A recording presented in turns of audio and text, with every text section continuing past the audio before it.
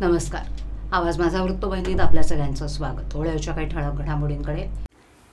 ठाणे लोकसभा उमेदवार नरेश म्हस्के यांच्या नमो नमः वचननामाचं प्रकाशन. ठाणे महापालिकेचे सर्व होर्डिंग स्ट्रक्चरल ऑडिट करण्याचे आदेश. आणि ठाणे जिल्ह्यात सोमवारी लोकसभा निवडणुकांसाठी मतदान. जिल्हा प्रशासन सज्ज. ठाणे लोकसभा महायुतीचे शिवसेनेचे उमेदवार नरेश म्हस्के यांच्या नमो नमः वचननामाचं प्रकाशन महायुतीच्या पदाधिकाऱ्यांच्या उपस्थितीत संपन्न झालं.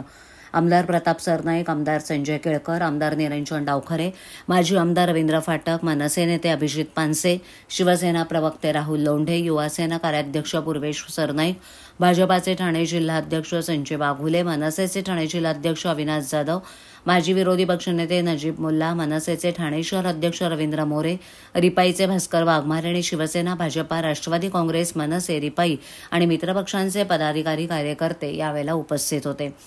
वचन विकासाचं, ठाण्याच्या प्रगतीचं अशा शीर्षकाखाली नरेश म्हस्के यांनी ठाणे लोकसभा मतदारसंघाच्या येत्या 5 वर्षात करण्यात येणाऱ्या विविध विकासांचा वचननाम्यात संकल्प मांडला गेलाय.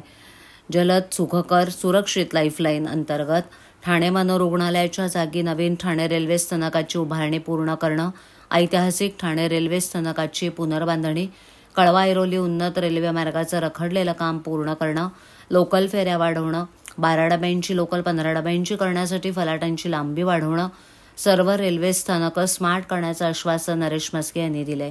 लोकसभा क्षेत्रातील नागरिकांच्या आरोग्याच्या दृष्टिकोनातून नवी मुंबईत एम्स रुग्णालयाच्या धर्तीवर सुसज्ज रुग्णालय उभारणं, मीरा भाईंदर इथे सुपर स्पेशालिटी रुग्णालय उभारण्याचं वचनही नरेश म्हस्के यांनी दिले.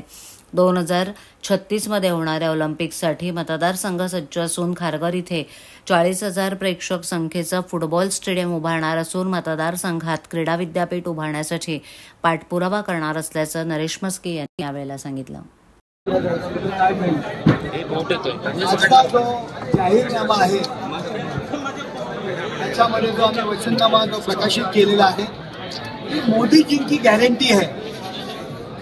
मोदीजींची गॅरंटी, केंद्रामध्ये असलेलं आमचं शासन, मोदीजींची नेतृत्वाखाली असलेलं शासन आणि महाराष्ट्र राज्यामध्ये माननीय मुख्यमंत्री एकनाथ शिंदे साहेब, देवेंद्र फडणवीस साहेब आणि अजितदादा यांच्या नेतृत्वाखाली असलेलं शासन यांच्या मदतीने ठाणे लोकसभा मतदारसंघामध्ये काय कामं करायचे, कशा पद्धतीने लोकसभा मतदारसंघामध्ये लोकांची सेवा करायची याचा वचननामा आज मी लोकांसमोर दिलेला आहे.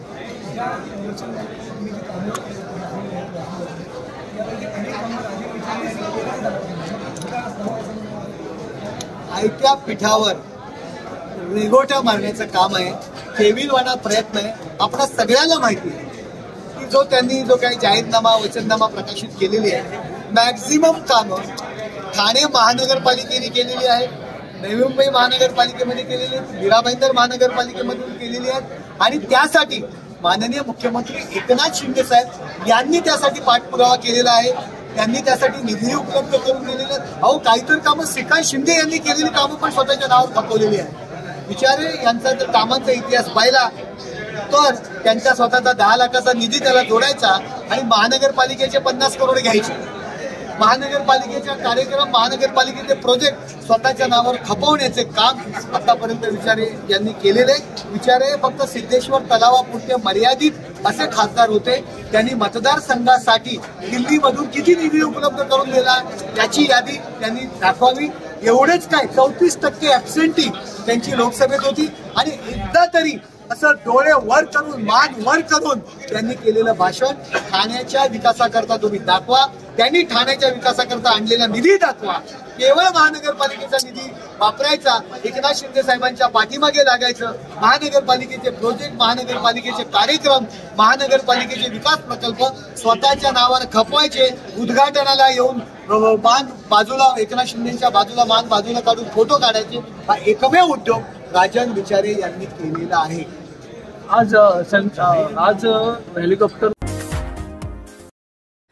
मुंबईत होर्डिंग कोसळून झालेल्या दुर्घटनेच्या पार्श्वभूमीवर ठाणे महापालिका क्षेत्रातील सर्व होर्डिंगचे 8 दिवसात स्ट्रक्चरल ऑडिट करून स्टॅबिलिटी सर्टिफिकेट पालिकेला सादर करण्याचे निर्देश पालिकेचे अतिरिक्त आयुक्त प्रशांत रोडे यांनी दिलेत. त्याचबरोबर पालिका क्षेत्रातील अनधिकृत आणि धोकादायक होर्डिंगचा शोध घेऊन कारवाई करण्यासाठी जाहिरात विभागाला तात्काळ सर्वेक्षण करण्याचे निर्देशही दिलेत. मुंबईतील दुर्घटनेच्या पार्श्वभूमीवर राज्य सरकारकडून देण्यात आलेल्या सर्व सूचनांची अंमलबजावणी करण्यासाठी बैठकीचं आयोजन करण्यात आलं होतं. पालिका आयुक्त सौरभ राव यांच्या निर्देशानुसार पालिका अतिरिक्त आयुक्त प्रशांत रोडे यांच्या अध्यक्षतेखाली झालेल्या बैठकीला उपायुक्त दिनेश तायडे, सहाय्यक आयुक्त रंजू पवार आणि जाहिरात कंपन्यांचे प्रतिनिधी उपस्थित होते.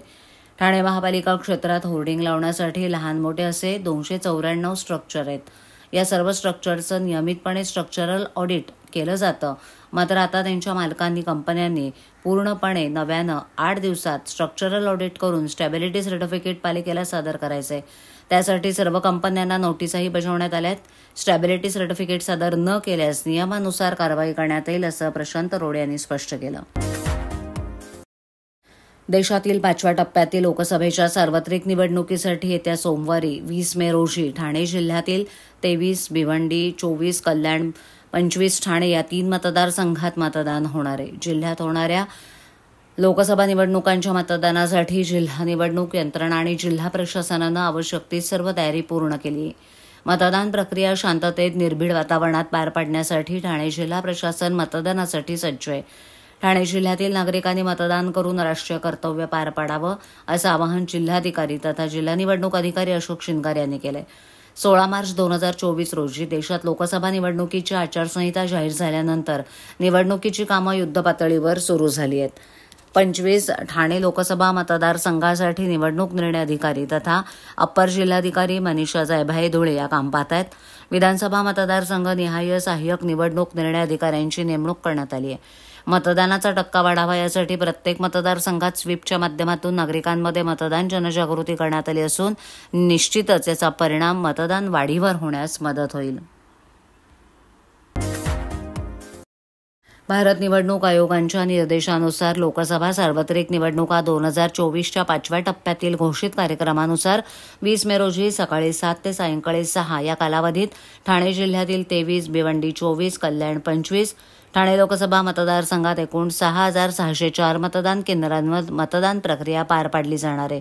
मतदान केंद्रात छायाचित्र, ओळखपत्राशिवाय मोबाईल, इलेक्ट्रॉनिक उपकरण घेऊन मतदान केंद्रात प्रवेश करू नये असं आवाहन जिल्हाधिकारी अशोक शिंगारे यांनी केलंय.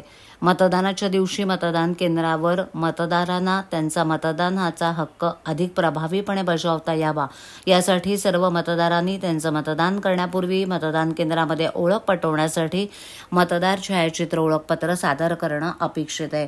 ज्या मतदारांना मतदार छायाचित्र ओळखपत्र सादर करणं शक्य होणार नाही ते त्यांची ओळख पटवण्यासाठी भारत निवडणूक आयोगाने निर्देशित केल्याप्रमाणे आधार कार्ड, मनरेगा रोजगार पत्रक, टपाल कार्यालयानं दिलेलं छायाचित्र असलेलं पासबुक, श्रम मंत्रालयाच्या योजनेअंतर्गत दिलेला आरोग्य विमा स्मार्ट कार्ड, वाहन चालक लायसन, स्थानिक खाते क्रमांक, राष्ट्रीय लोकसंख्या नोंदणी अंतर्गत भारताचे महानिबंधकांनी दिलेलं स्मार्ट कार्ड, भारतीय पारपत्र, केंद्र सरकार, राज्य शासन, सार्वजनिक क्षेत्र उपक्रम, सार्वजनिक मर्यादित कंपन्यांनी कर्मचाऱ्यांना दिलेलं छायाचित्र असलेलं सेवा ओळखपत्र, संसद सदस्य, विधानसभा सदस्य, विधान परिषद सदस्यांनी दिलेलं अधिकृत ओळखपत्र आणि विशिष्ट दिव्यांगत्वाचं ओळखपत्र, सामाजिक न्याय आणि सक्षमीकरण मंत्रालय, भारत सरकार इत्यादी दस्तऐवज सादर करतील.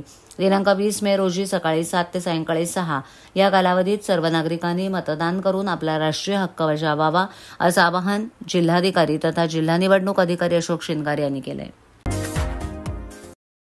मुख्यमंत्री एकनाथ शिंदे प्रचारासाठी हेलिकॉप्टरनं आले. त्यावेळेला त्यांच्याबरोबर त्यांचे सुरक्षा रक्षकही हेलिकॉप्टरमधून बाहेर पडले. त्यावेळेला त्यांच्या हातामध्ये भारी भक्कम बॅगा दिसल्या. त्यावरून शिवसेना खासदार संजय राऊत यांनी गंभीर आरोप करत मुख्यमंत्री शिंदेंना घेरलं होतं. मुख्यमंत्री खाऊ घेऊन आले तो क्षण, अशा आशयाचं ट्विट त्यांनी करत एकच खळबळ उडवून दिली. शिवाय त्यांनी निवडणूक आयोगालाही आव्हान दिलं होतं. शेवटी आज निवडणूक आयोगानं त्याची दखल घेत या बॅगांची तपासणी केली आहे. संजय राऊत यांच्या आरोपानंतर निवडणूक आयोगाच्या अधिकाऱ्यांनी आणि पोलिसांनी या बॅगांची तपासणी केली. या तपासणीमध्ये कपडे आणि इतर सामान निघाल्याचं समोर आलंय. मुख्यमंत्र्यांच्या 2 बॅगा यावेळेला तपासण्यात आल्या. नाशिकचे शिवसेना उमेदवार हेमंत गोडसे यांच्या प्रचारार्थ मुख्यमंत्री शिंदे आले होते. त्यावेळेला त्यांच्याबरोबर या बॅगा आढळल्या. त्यावेळेला शिंदे यांनी राऊत यांच्या आरोपांना उत्तर दिलेलं नव्हतं. आता बॅगा तपासल्यानंतर शिंदे काय उत्तर देणार याकडे सगळ्यांचं लक्ष लागलंय. मुख्यमंत्री खाऊ घेऊन आले तो क्षण असं ट्विट करत राऊत यांनी मुख्यमंत्र्यांना डिवचलंय. शिवाय नाशिकमध्ये रात्रीचं खेळ चाले, नुसता पैशाचा पाऊस, 2 तासाच्या दौऱ्यासाठी इतक्या जड बॅगा पोलीस का वाहतायत असा प्रश्न राऊत यांनी केला होता. त्यातून कुणाला माल नाशिक, कोणता माल नाशिकला पोहोचला, निवडणूक आयोग फालतू नाकाबंदी आणि झडत्या करतेय, महाराष्ट्रात अधिकृत बॅगा वाटप सुरू आहे असं ट्विट करत राऊत यांनी खळबळ उडवून दिली होती. पावसाळ्याला काही दिवसच उरले असताना देखील ठाणे महापालिका हद्दीतील नाल्यांची सफाई अजूनही झालेली नाही असं नागरिकांनी नोंदवलंय. ठाणे, कळवा, मुंब्रा, दिवा या विभागांमधील नाल्यांची दुर्दशा झाली असून त्यामुळे पावसाळ्यात पाणी तुंबण्याचा धोका निर्माण झालाय. या समस्येबद्दल समाजसेविका मर्जिया शनी पठाण यांनी चिंता व्यक्त केली आहे. प्रत्येक वर्षी पावसाळ्यापूर्वी नाल्यांची सफाई केली जाते, परंतु यावर्षी अद्याप काहीच हालचाल झालेली नाही असं त्या म्हणाल्या. पालिकेनं तात्काळ नाल्यांची सफाई करावी, अन्यथा नागरिकांना मोठ्या समस्यांना तोंड द्यावं लागेल असं त्या म्हणाल्या. ठाणे महापालिकेच्या अधिकाऱ्यांनी मात्र याबाबत कोणतीही ठोस प्रतिक्रिया दिलेली नाही. नागरिकांमध्ये त्यामुळे अस्वस्थता वाढली आहे. प्रत्येक वर्षी पावसाळ्यात पाणी तुंबल्यामुळे रस्ते जलमय होतात, रहदारीची मोठी गैरसोय होते. यावर्षी हीच परिस्थिती उद्भवू नये म्हणून आम्ही पालिकेकडून तात्काळ उपाययोजना अपेक्षित करत आहोत असं एका स्थानिक नागरिकांना सांगितलं. पालिकेनं तात्काळ कारवाई करून नाल्यांची सफाई करावी अशी मागणीही केली आहे. अन्यथा यावर्षीचा पावसाळा देखील ठाणेकरांसाठी त्रासदायक ठरू शकतो.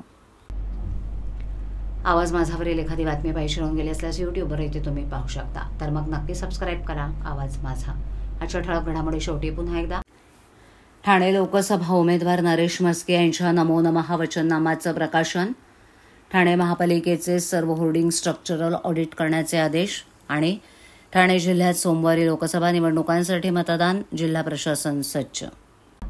आपल्या विभागातील काही सूचना अथवा समस्या असल्यास आमच्यापर्यंत जरूर पोहोचवा.